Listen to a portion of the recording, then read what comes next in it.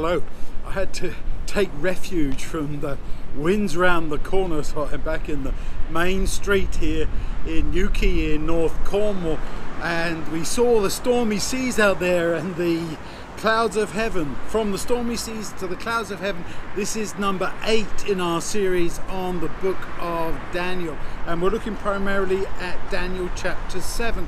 And I'm not going to go through the dream specifically about the 4 beasts rising from the sea, because I want to go to a deeper aspect to all of this.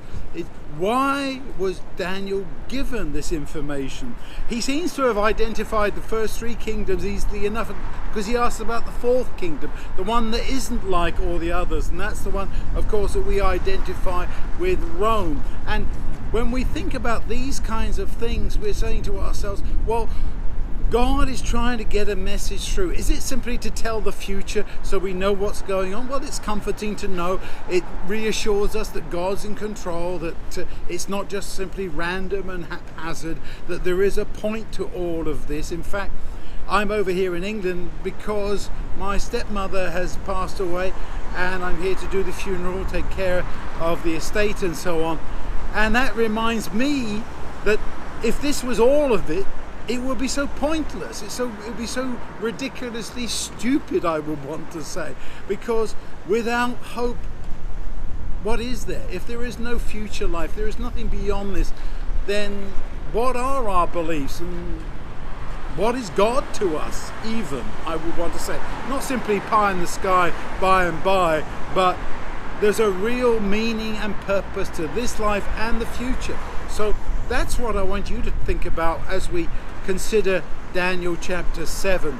Those beasts that come up, that predict the rise of these ancient kingdoms, and also point to the future where God eventually takes full control and restores it all, as he does in Daniel chapter 2. So as we consider what this means for us today, I would want to say that God is not simply out there remote, but he's desperately involved in everything we're doing.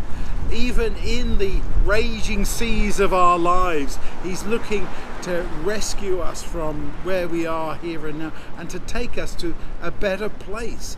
And I really do believe that as Daniel saw these things, as he thought about them, he was convinced that God really was with him and with his people, and that there was going to be a future. As Jeremiah says, God has a plan for us and a future.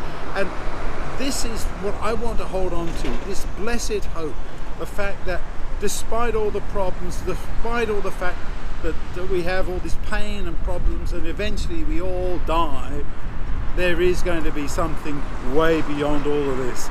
We're thinking not only of the stormy seas, but the clouds of heaven. May God bless you as you consider these deep meanings from Daniel's book, especially chapter 7.